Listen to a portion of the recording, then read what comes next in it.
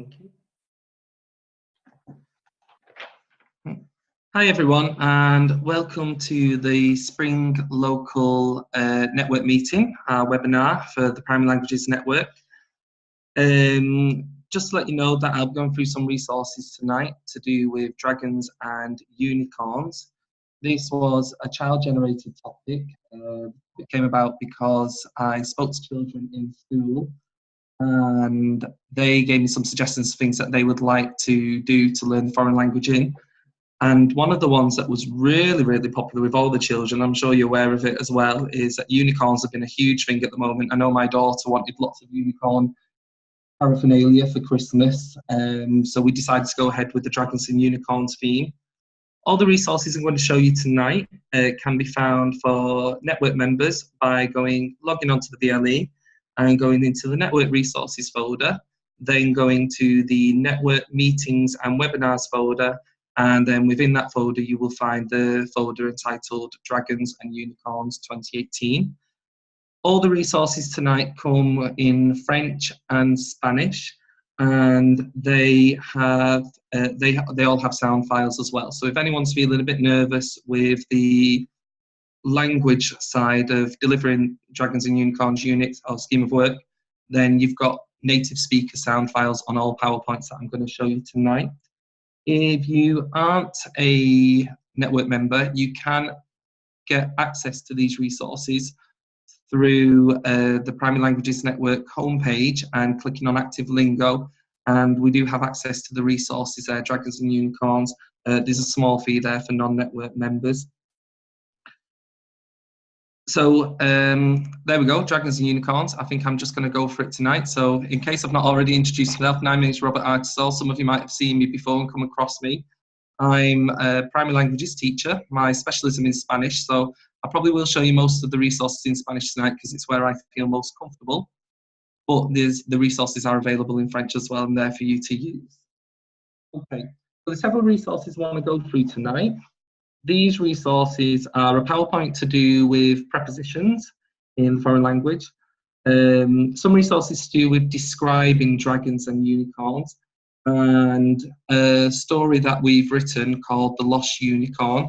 And there's actually two versions of the story, one that's kind of like a comic book version and one that's kind of like a formal kind of children's book version with the text.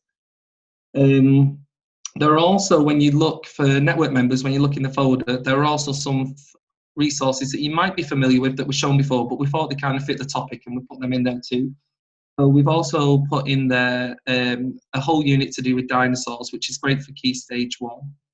And the lesson plans to go with that and all the resources that you might need.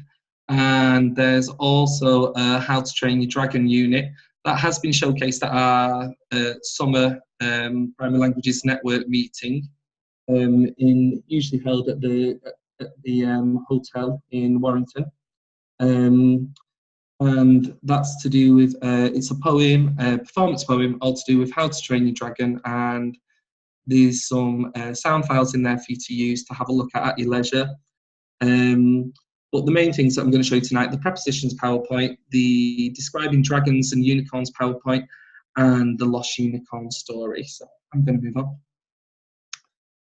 So, as I just previously mentioned, we have got a whole unit of work in that folder called How to Train Dragon. Some of you might have seen that before in our summer meeting. And as you can see here from the PowerPoint, we've just got a few resources that you can use there. I'm not going to spend too long on this. You can have a look at that at your leisure because we have shown this before, but it kind of fits in with the topic. There is a poem there, How to Train Your Dragon, which describes different things that the dragon can do. And Emily, one of our French teachers, has used that in class, and she's actually used the app, My Dragon Toy, and brought the dragon to life in class. So a good resource there if you've got children who are really interested in dragons. The first resource I want to show you tonight is our Donde está el dragón, or Where is my dragon? Okay, resource. And this came about because I was teaching prepositions to Year 6 after Christmas.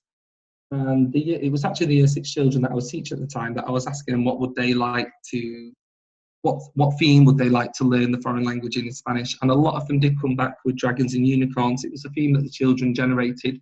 So I thought, well, fair enough, let's do that then, and somehow kind of linking prepositions with it. So you've got a prepositions PowerPoint here. I'm just going to go over to that now. And it's kind of written in the style of a story. I was kind of thinking of, you know, those young children's story like Daisy, etc., kind of simple, repetitive pattern. So the way I use this with the children in class was that, first of all, I introduced a PowerPoint and we went through the PowerPoint and discussed what the meaning of the preposition might be in each sentence. So, for instance, we got the children to look at the sentence, we listened to the sound file by the native speaker, and then we tried to guess where the preposition was and which was a preposition in the sentence. So a really good story there that you can go through with your children and get them to guess where the dragon is, and at the end of the story you can see that the dragon is hiding behind the table. Once I'd introduced the prepositions to the children, we worked out what they all were. We kind of did the usual things of introducing the new words in the foreign language. So we looked at all the prepositions. So you can see here we've got them in Spanish, underneath the table, behind the table, on top of the table, side of the table, and in front of the table. And the children came up with their own actions to help remember where the dragon is, or to help remember the prepositions. It was really good, this, actually, because it does help reinforce their own knowledge of SPAG, but it helps reinforce that understanding of prepositions in their own language when you do go through this with them. But the children, when I was doing it with my class, the action that the children came up with was that they had one flat hand held out in front of them, so your left hand, and they made the other hand in the fist. And the fist kind of demonstrated the preposition. So if they put the fist below the hand, that would be debajo de, behind the hand, so detrás de, and on top of the hand, encima de. And we did those little actions, and we did the usual things like Simon says, and then they'd mime one to the partner and get the partner to say it, just to practice those prepositions. After that, on the final slide of the PowerPoint, you'll see that there is kind of like a sentence structure slide. So this was a really good slide to help children see how to structure prepositions within a sentence. So the children could choose to have the dragon or the unicorn, and then they've got the verb it is, and then they've got the prepositional positions there with it in the middle, and they've got a little picture there to show what each preposition represents, just to help them remember. And then I chose three common classroom objects to put at the end of the sentence. We've got a table, a chair, and a book there. Once we started constructing sentence, I gave the children some sentences on slips. I wrote some out and typed them up and gave them to children, and they went around the class miming the sentences to the partner. So we came up with an action for dragon where we flapped our wings, and we came up for an action with unicorn where we put our finger on top of our forehead and that was our horn. And then we came up with an action for like table, chair, and book, etc. And then the children went around the class and they were miming these sentences to each other, and the partner had to guess the sentence in the foreign language, so in either Spanish or French. And then they would say that sentence to them, and if they got it right, then they'd swap sentences. And it was quite a nice little activity, really, and the children really enjoyed doing that and really helped reinforce prepositional phrases. Once I'd done that with them and they'd got that kind of idea and that kind of fixed sentence structure within the head, then I challenged the children to create their own prepositional phrases. So I gave the children little cutouts of the dragons and the unicorns, and the children then used iPads and they took the dragons and unicorns around the class and they put them in different positions within the class. So I'll just get you, I think I've got some pictures here somewhere. Yeah. So they use iPads, and an app that I like using and I've used before in past is Pic Collage. And the children took pictures of where they put their dragons and unicorns. So you can see this one here, they put it on the table, etc. And then they wrote their own sentences to describe where the unicorn or the dragon was in each situation. I just find that Pic Collage is, I do use it quite a lot in quite a few of my lessons, and I just find it quite a fun way to engage children in writing the foreign language. We did do some formal written work after this, where the children got some pictures in the book of the unicorns and dragons and actually wrote out the sentences, prepositions. But I think as a starting point to motivate them, they could take the pictures, take ownership of that. And then the children did some dictionary work, because they didn't just want to put the unicorn underneath the chair or behind the book or behind the table, which were the free nouns that I'd given them beforehand. So then that was a good opportunity to use dictionaries, and then the children started to put the unicorn on the shelf. or they started to put the dragon underneath the computer. But then they had to look for other nouns to put at the end of the sentence, which was really good for that.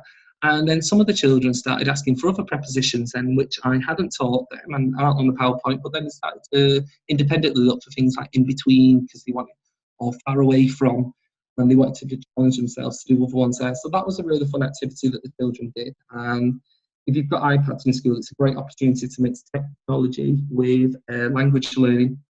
One thing that I did with some year sixes in a different school that I was teaching, we don't have iPads in that school, and the children wanted to create their own scene with dragons and unicorns.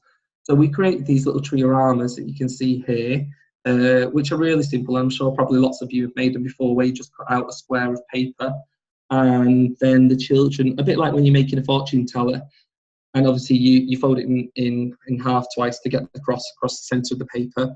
And if you cut one slit to the centre, you can fold it up to make this kind of 3D perspective of a writing frame.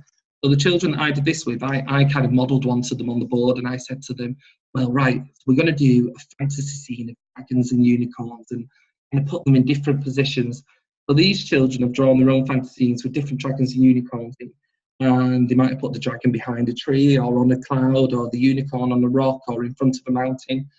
And as you can see from some of these examples here, the children then use that repetitive sentence structure to write a short paragraph. So they put the short paragraphs in the trioramas. And again, just another fun way to kind of engage the children in writing and learning the foreign language. You know, these ideas have been done before, but they do work, don't they? And I'm sure lots of you have used them in your class with your children. But it just kind of takes that work from the textbook and kind of puts it in a different, it puts it in a more dynamic way, I suppose, and makes it more bespoke to other lessons that they do. And we've got them on display now in class, which is quite nice, and they've got them on the side. And usually when I go back in for my Spanish lessons, we might do some warm-ups at the start of lessons with the prepositional phrases there. If you were feeling worried about doing prepositional phrases, as I said at the start, all the sound files have been attached to the PowerPoint by native speakers. So I have to thank Emily here, our French teacher, for doing all the sound files on the French prepositional PowerPoint. And I also have to thank Irene for her sound files on the Spanish prepositional PowerPoints. And I do have to say a huge thank you to Anna as well, one of our Spanish teachers, for her fantastic illustrations that she's done on all the PowerPoints that you're going to see tonight. So that's prepositions for you. I hope you find that useful if you use it, class. The next one that I'd like to move on to tonight is describing dragons and unicorns. So with this, we have put in the folder a whole PowerPoint all to do with describing dragons and unicorns. I'm just getting it on my screen now. And if you were following the Primary Languages Network scheme of work, this one fits in nicely with Year 4 Spring 2 when you're describing body parts. So it might be something that you want to do to replace that scheme of work, or run alongside it, or to do in addition with it, because it kind of links in nicely when they're describing the alien body parts, that they can describe the unicorn and dragon body parts. I'm actually doing this with my Year 5 and 6s at a school that I work at the moment, and they're really enjoying it and they're getting lots out of it. And what I'm finding with this unit for my Year 5 and 6s that I'm dealing with at the moment, it's becoming a really good consolidation activity for things that they've done in the past, like colours, like masculine and feminine, singular and plural rules, and also adjectival agreement in the foreign language. Excuse me. Now, again, this has got sound files on it. So if anyone's feeling a bit nervous about the pronunciation in the foreign language, a great way to start with this is that when we're looking at the body parts, is that you can play the sound files and get your children to listen to them. I started this unit by introducing the body parts to the children in my Year 5 and 6 classes.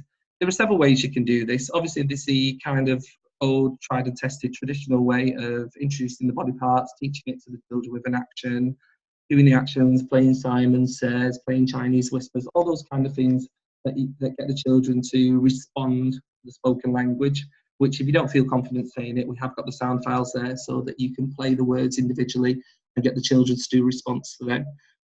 Alternatively, you could show them this slide of the PowerPoint where you've just got the body parts, talk about what body parts they might be of the dragon or unicorn, and then the children can use dictionary work, use bilingual dictionaries to try and find those body parts. And once you give them a few minutes to do that, then the children can kind of compare it to the ones that they see in French or Spanish. I'm just going to go back here.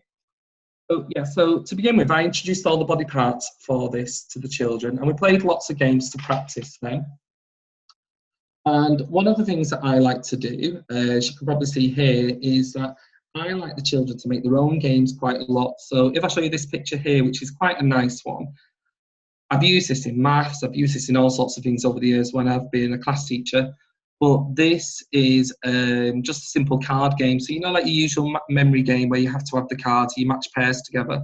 So I cut up a lot of cards for the children and give them to them in small groups, and basically put a picture on one card and they put the Spanish word or the French word or phrase on the other card, and they make their own cards and then they turn them over. Every time they turn them over, I say to them, well, you have to say that for your partner to get a pair, they have to say the word in the foreign language. So it's a good way for children to practice language, and that's quite a nice lesson actually then, because once they've made the cards and they can play it, they can swap partners and play it with a different pair, etc., and continue practicing the nouns. So just a good way for to get a real good understanding of the nouns there. One thing I did do when I was looking at this with the children is that we looked at the determiner, so the word for a before each noun there. So we're creating a noun phrase there because we've got the determiner and we've got the noun in each case. I did ask the children to look at the difference between the determiners in each case. So obviously in this one we've got unas garras, unas alas, una cola, un cuerno. And I asked the children to spot the difference between those determiners.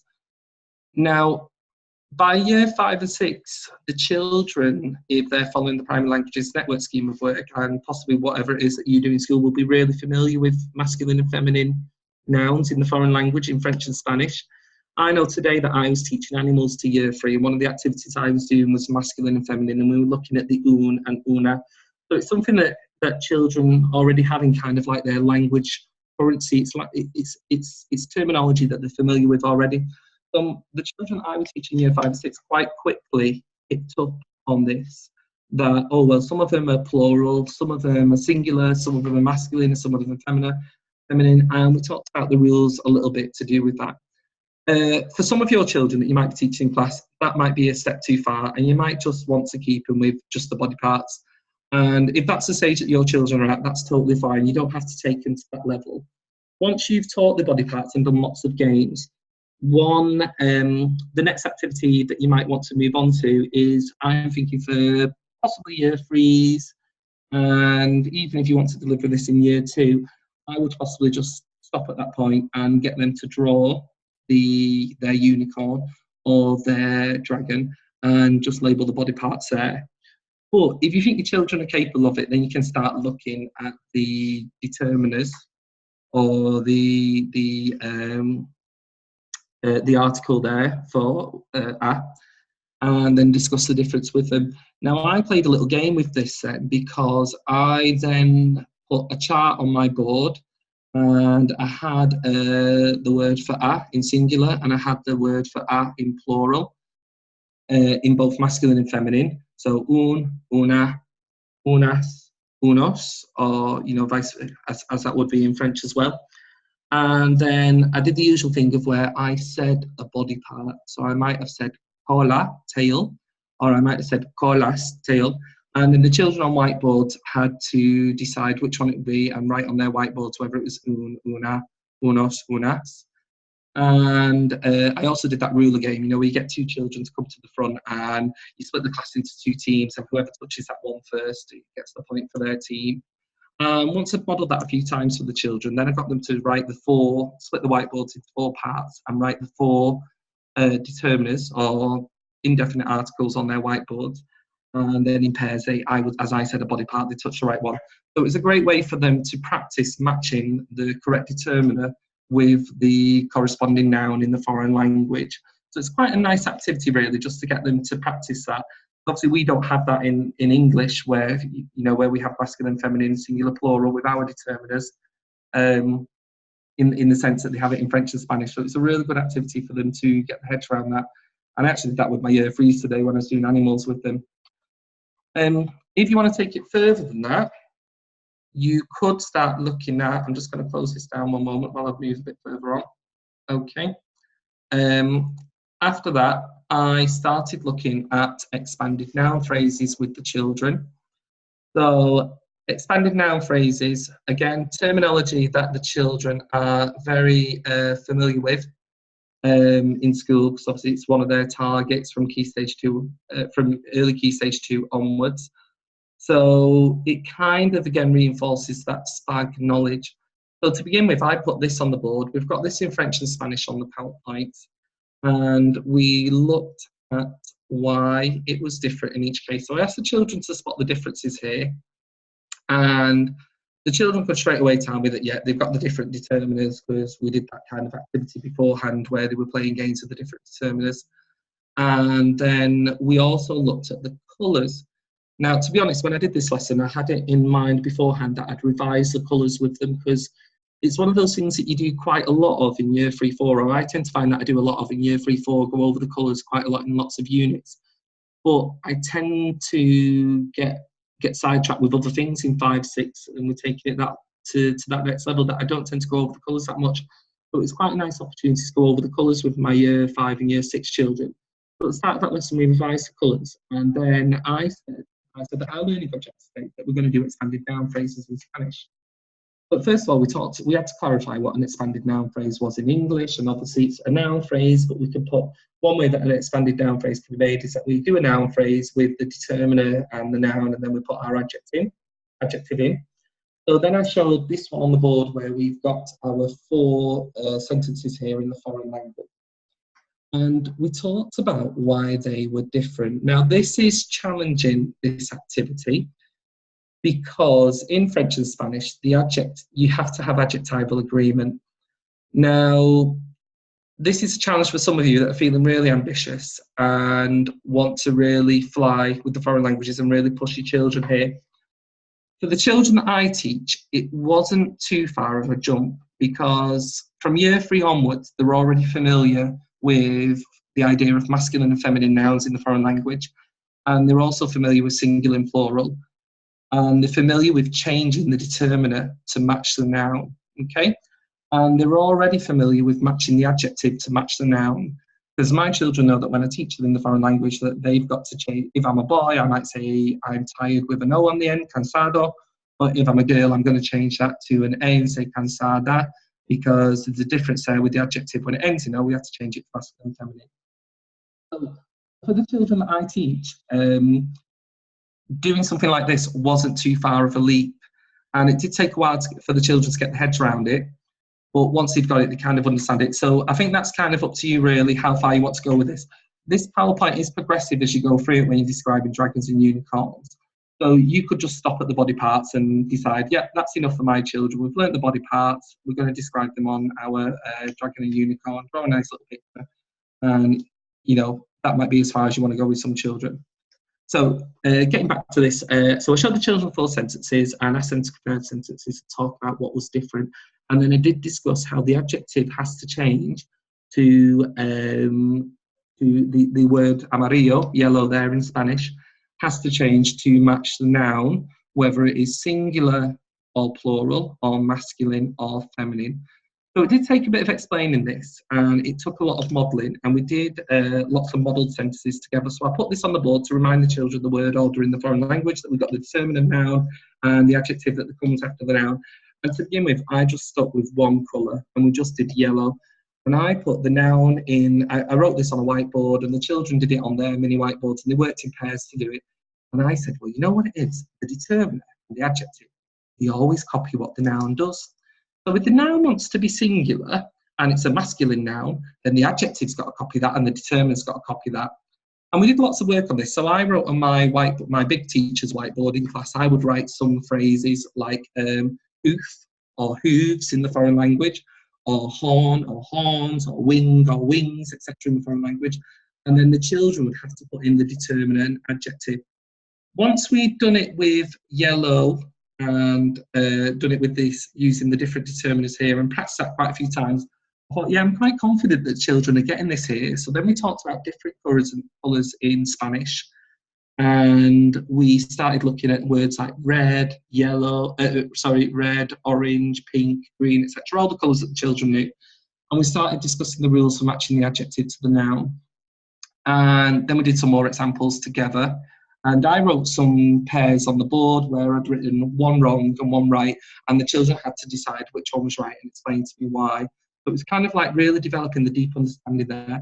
And then I got the children in pairs to do 4 sentences together describing the same object. So let's say if they were describing the eyes of the unicorn or the eyes of the dragon or the claws, and the children had to put a different determiner and the different adjectival agreement with the noun each time. And they all did that in pairs, and they wrote 4 sentences, and 3 of them had to be wrong, and one of them was the correct one. So it really got the children to think about them, well, which one is correct and why? Because they were comparing it with their other sentence that they'd done wrong. And then what I did then was, once they'd done their 4 sentences in pairs and the children swapped places, one of them stayed with their whiteboard and the other one went to somewhere else in class. And then they'd challenge the other person to spot the right one and say why. And then the other person would go away then. So there was lots of swapping around, and that was really quite a good fun lesson. And I kind of felt, they didn't always get it perfect, to be honest with you. I kind of felt that they were getting the idea of adjectival agreement in the foreign language there. Like I say, it wasn't too much of a jump for them because they had done similar things before in the past. But it depends on where your children are at with that task. What I did do though, once I'd done that, was there is a great website, and as you can see this picture of a dragon here, and it's called WordArt.com. And I asked the children to write an expanded noun phrase for each one of the body parts that a dragon or a unicorn might have. What's great about this website is that you can access it on tablets. So if you've got iPads or tablet computers at your school, you can access through that. But for me, I actually prefer to use it on laptops, and I think the children prefer to use it on laptops too. So with WordArt, what you do is you go to the website and you type in a list of phrases that you want to put in. So you can see on this one here, it's got unas petuñas rosas, so they've got some pink hooves. And the children, they had to do at least 8 expanded noun phrases in the foreign language. And what it does then is you can choose your textile, you can choose your colours, your palette, and then the children chose a dragon or unicorn shape, and then they put their phrases into that shape. So that was really good fun, and it was just quite an interesting way to engage the children, write expanded noun phrases in the foreign language and practice them. By this point, I was building up to the children writing their own description in the foreign language of a dragon or unicorn, of one that they'd drawn themselves. So before I wanted to do the full sentence, I just wanted them to do the expanded noun phrases. For those of you that might go on wordart.com, which can be used for any type of subject really, and can be used for any phrases that you're doing in the foreign language, and some of you might have used it before, but if you're not familiar with it, you can import an image. So there isn't a dragon or unicorn body shape there. But what I discovered with the children when we're doing it in class, when you go to the images section, if you click on import image, and then if you just Google search one, and I typed in dragon shadow or unicorn shadow, and it comes up with a black outline then, which is probably better for that website to use. And then the children can put it in this shape here.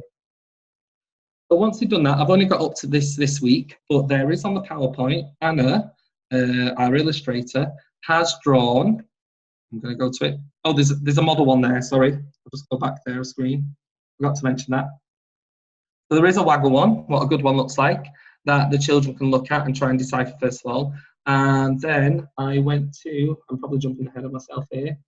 Just bear with me one moment. Oh yeah, so then I introduced the verb tiene.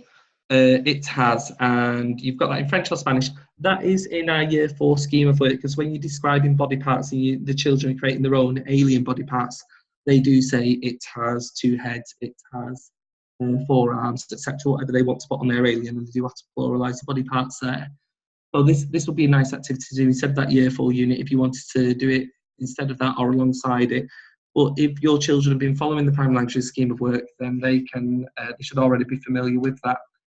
So then introduce TNA to the children to put those expanded noun phrases into the sentence. So we could say that our dragon or unicorn has got claws, it's got some wings, it's got a tail, but it doesn't have a horn or it doesn't have hooves. And we were using our conjunctions and but. And once the children got to this stage, we looked at a waggle one, and the children in pairs tried to translate it. From a teaching point of view, I think this would be quite a nice activity if you wanted some evidence in books of translation, to stick that in the books and get the children to translate it first of all. I didn't do that. I just did it very, very quickly because I wanted to move on to this Guess Who game. So this Guess Who game on PowerPoint is really good fun because you've got all the sound files there in the foreign language. Let's see if this one plays for you.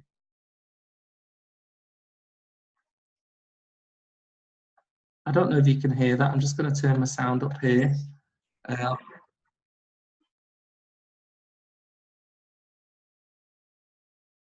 So that was a really nice activity to get the children listening in the foreign language. They really had to concentrate when I was doing that. And I have to thank Irene there for her fantastic sound recordings for the children to listen to. And they really had to think about the descriptions of the different dragons and unicorns, and they had to guess in pairs which one it was and say why. And they'd have that. It was quite a nice discussion, really, that the children had together. And again, it was just kind of modelling to them descriptions in the foreign language before they went ahead and wrote their own.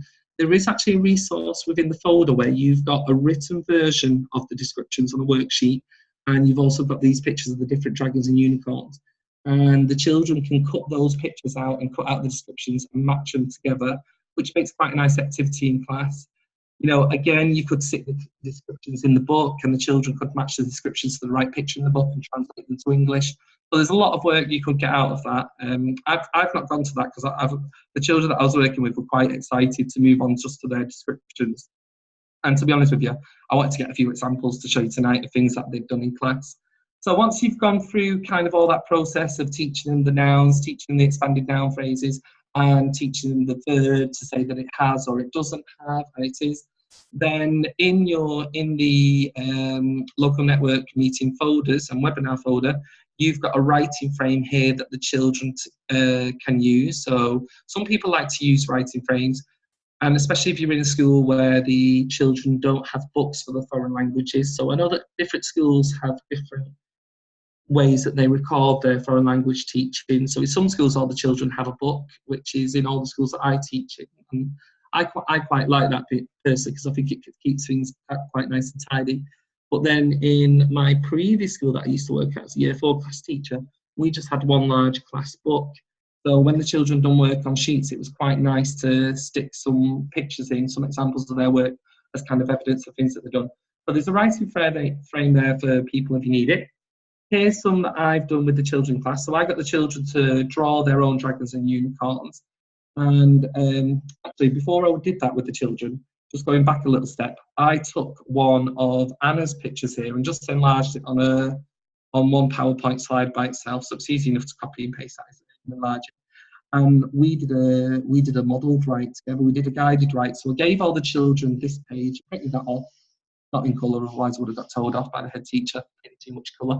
But we did it in black and white. So I gave the children one of those 1between2 to help, almost like a word bank to support them while they were writing.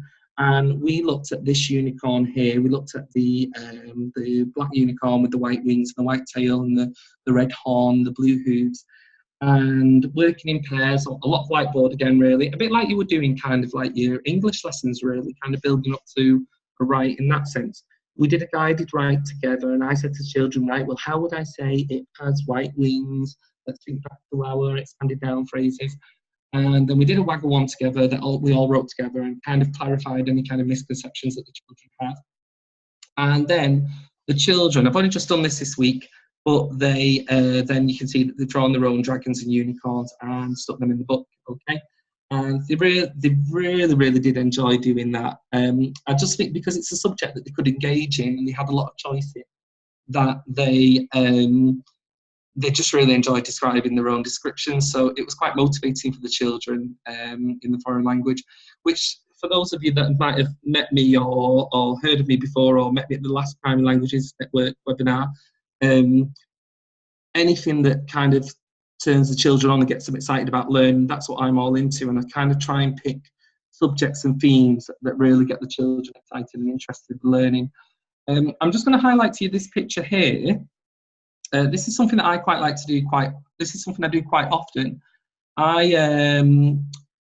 For those times that you want to gather evidence in the book, but maybe you've done a lesson that isn't necessarily evidence-based, lots of talking, lots of speaking and listening, lots of computer work. This is a little slip that I have stuck in the book. You can have. I'm going to stick this PowerPoint on the Primary Languages Network as well for those of you that like to look at it later on. You can zoom in on some of these, have a closer look at them. But this is just explaining that they were doing expanded noun phrases, and I just put in a picture there of the dragon that this pair of children had done in class, where they put the expanded noun phrases in to make that. And what I quite like about this is that you can see the progression then within the book. So you can see where they've just done expanded noun phrases. Now that we're going to full sentences and doing a full paragraph of writing in the foreign language describing a dragon or a unicorn. Now, if you're feeling really ambitious, one way that I challenged some of my children was the ones that had really understood the rule with adjectives in the foreign language. I just told them to use colours basically most of the class. So I was like, just stick to colours. So red wings, a yellow horn, blue hooves, purple eyes, whatever the colour may be.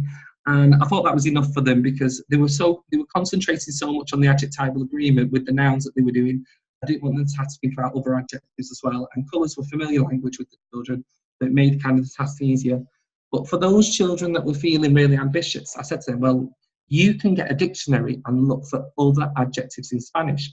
Because now that you know that rule for adjectives, you could match any adjective to the noun. So we had lots of children then, well, some of the children, looking for other adjectives in the foreign language. To be honest, I would say a word of warning here. When I did it, because they were so keen to put in the words that they really wanted to do, kind of like a ferocious dragon, etc., because obviously we teach children so much to use all these fantastic adjectives and synonyms. Some of the children then did lose that kind of understanding of the adjectival agreement in the foreign language, and that didn't become the focus because they were focused on the adjectives, which is, fine, because the children are doing dictionary work and they're expanding the vocabulary there in the foreign language. So I'd maybe think about when you mentioned that. I probably mentioned it a bit too early in the lesson, and maybe I should have let them finish first and do it as a challenge, because I did notice one or two of them were so excited about using the dictionary that it stopped them thinking about the adjectival agreement, which I wanted them to really focus on. But I can always go back to this and review it with them, and like you would in kind of like an English lesson, and recheck it. I'm just going to highlight this one on the left. I really like this one, that this person here has found the word giant in the dictionary, and she's pluralized it. And we've got marvelous as well. It's got marvelous hooves, and that we've got a sharp horn. I really like that they've not just put the colours there, but they've gone that extra mile there and found other adjectives that they could use to describe the unicorn there in the foreign language. So that was really good fun, and the children have really enjoyed doing that in class. And I'd like to move on to now the last resource I'm going to show you tonight, which is our story, which is called The Lost Unicorn.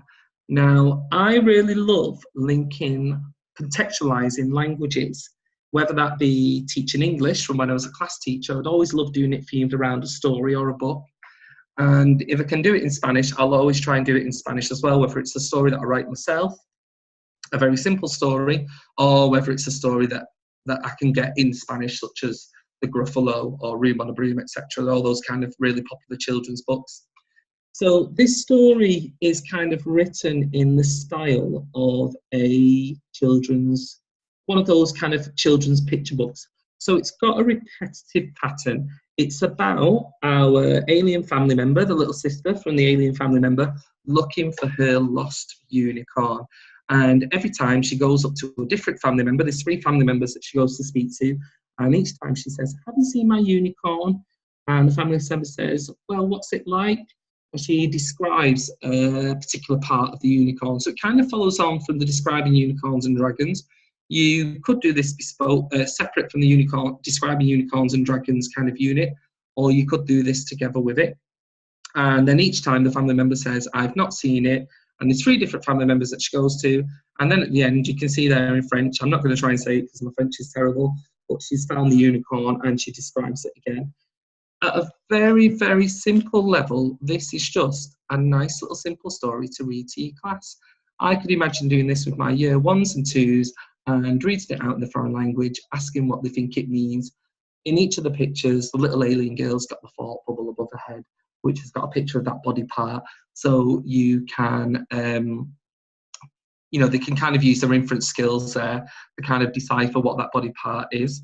Just before I carry on, while I remember, this is in French and Spanish with the sound files again. So it's a really good activity just to play to your children, practice listening to a native speaker in the foreign language. One of the attainment targets from the Department of Education Foreign Language is to listen to stories in the foreign language. So this would be a nice one to do. So again, introducing this to my children, I would get them to listen to respond, maybe try and work it out. With my older children, I think they'd be able to work out pretty much all the language there, especially with my year 5s and 6. I'm going to move on to this next week with them now that they've done the unicorn description. And they can, they'll probably be able to decipher all of that. It's all familiar language that they've learned in years 3 and 4, etc. Now, I think this would make a really nice class performance. So you could give this to the children in groups and get them to perform a section of the story each in class. And then they could then perform that, whether that be to younger children within the school or in an assembly, etc. One of the things that I'm always thinking that they could do with this story, kind of thinking in a talk for write kind of way, is that they could change aspects of it, and they might want to do their own. They might just want to do a scene from the story where they do their own version of it, but this time the little girl is describing something that they have on their dragon or unicorn. So for instance, instead of a yellow horn, it might be a red horn, or instead of blue hooves, it might be pink hooves, etc. So then they're using that kind of familiar pattern, but they're adapting it and changing it to their dragon or unicorn. And they could even make that into a mini book. When I've made mini books with the older children in the past, I always think it's quite nice if they can share them. So I've always spoke to the reception teachers and said, can we come in and read some of our stories to their children that we've done in Spanish? And I must do that at least once a year with one of my older classes, and it's really a nice afternoon. So if you get the opportunity to do that, I would say if you build up to that point where the children write their own books in the foreign language and maybe change aspects of it, even if it's just the colour, and it's really nice that they can share them with the younger children. One way that you could take this further and differentiate that, a challenge for you if you will, I've not got to this point yet, but I'm looking forward to getting to it, is that there are 2 versions of the story. I'm just going to toggle between the screens here to show you. Where have we gone? Okay. So here's the comic book version that you could see on the PowerPoint then that I was showing you. Oh no, sorry, that's not the comic book version. This is the comic book version. But then this one is the story version. Now, what I like about this one is that it's got the reported clause. So rather than the speech being in a speech bubble, it's got the reported clause saying who said it. So said the girl, said the granddad, said the girl, said the granddad, etc. What I quite liked about this, when we were doing this, I was kind of thinking of my older children here. And I was thinking, would it be nice if they could rewrite part of the story, but look at how speech is set out in the foreign language. Now in Spanish, they use these hyphens for speech. I apologise if my terminology is wrong there, but they use these hyphens for speech to denote direct speech. So I just thought it was quite a nice way to look at the speech in the foreign language. If and when I come to do this with my children, I'm hoping to do it, it'll probably be after half term now. But I thought there's quite a lot here that you could do with the speech. Now, these ideas aren't ideas that I thought of. You can find these online. But I thought, why not use this idea of doing text messaging, speech in the foreign language? And I thought it'd be nice if one lesson, the children could use one of these websites, such as Fake Phone Text or ifaketext.com, which you can access on tablet computers or laptops, and create their own speech between 2 characters in the story. And then they could Then they could even change aspects of it again. So again, instead of it being, so here we've got tiene un cuerno largo y amarillo, so we've got a long yellow horn. They could change aspects of it and think of different adjectives, do some dictionary work, and then do different colours.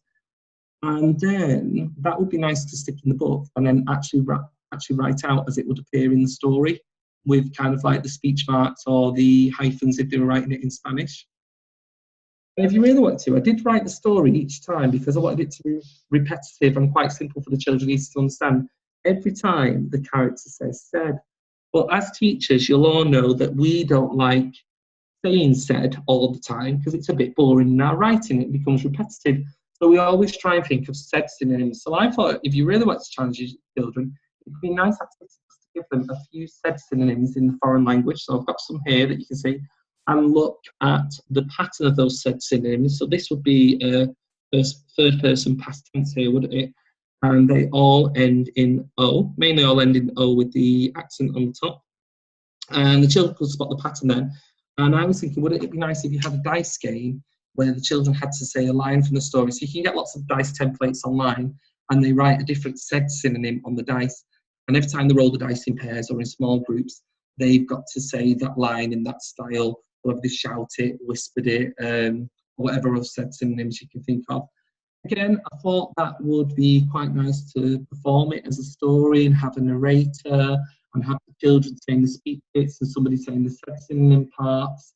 And again, you could rewrite a scene from a story, which I think I kind of already said previously, in that kind of taught for writing style where you use a familiar text and adapt and change parts of it. So those are all the resources I've got to show you tonight. Just going to go back to this page. I hope you found that useful. There's probably lots of ideas there that I forgot to mention.